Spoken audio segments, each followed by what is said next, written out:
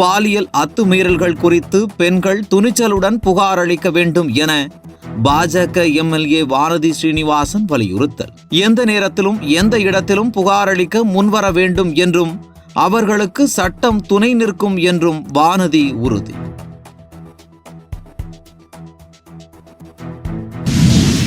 கனமழையால் ஆந்திரா, தெலங்கானா மாநிலங்கள் கடுமையாக பாதிப்பு. தெலங்கானாவில் கம்மம், ஹைதராபாத் பகுதிகள் வெள்ளத்தில் மூழ்கின. தண்டவாளங்களில் தண்ணீர் சூழ்ந்து பல இடங்களில் அடித்து செல்லப்பட்டுள்ளதாக 100க்கும் மேற்பட்ட ரயில்கள் ரத்து. பேரிடர் மீட்பு குழு தெலங்கானா விரைந்தது. தேசிய பாடத்திட்டத்தை ஒப்பிடும்போது தமிழ்நாடு பாடத்திட்டத்தின் தரம் மிக குறைவாக உள்ளதாக ஆளுநர் RN ரவி விமர்சனம்.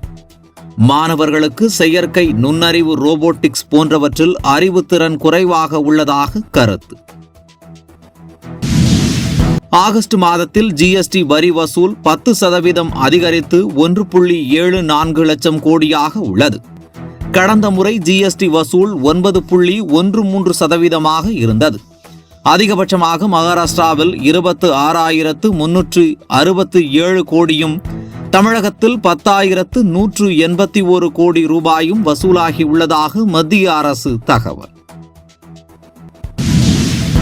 தமிழ் திரையுலகில் பாலியல் தொந்தரவுகள் இல்லை என்ற நடிகர் ஜீவா கருத்துக்கு சின்மயி எதிர்ப்பு.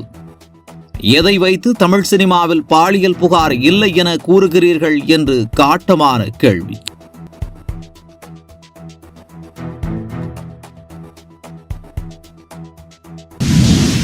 வழக்குகளை ஒத்திவைக்கும் கலாச்சாரம் மாற வேண்டும்.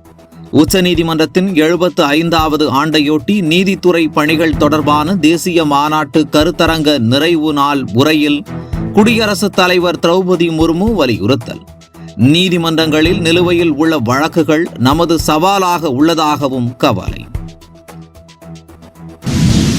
2026 சட்டமன்ற தேர்தலிலும் தனித்துதான் போட்டி. விஜய் கட்சியுடன் கூட்டணி இல்லை என சீமான் திட்டவட்டம். இப்போதே 60 தொகுதிகளுக்கு வேட்பாளர்களை தேர்வு செய்துவிட்டதாகவும் அனைத்து தொகுதிகளில் வேட்பாளர்கள் நிறுத்தப்படுவார் என்றும் பேட்டி.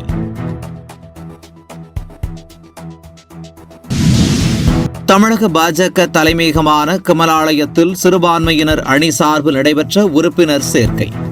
சிறுபான்மை மக்களுக்கு பாஜக செய்து வரும் நலத்திட்டங்களை எடுத்து கூறி உறுப்பினர் சேர்க்கும் பணியில் ஈடுபட்ட தமிழக பாஜக மாநில ஒருங்கிணைப்பாளர் H. ராஜா உள்ளிட்ட நிர்வாகிகள்.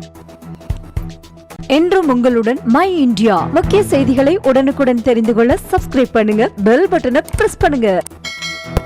என்றும் உங்களுடன் மை இந்தியா.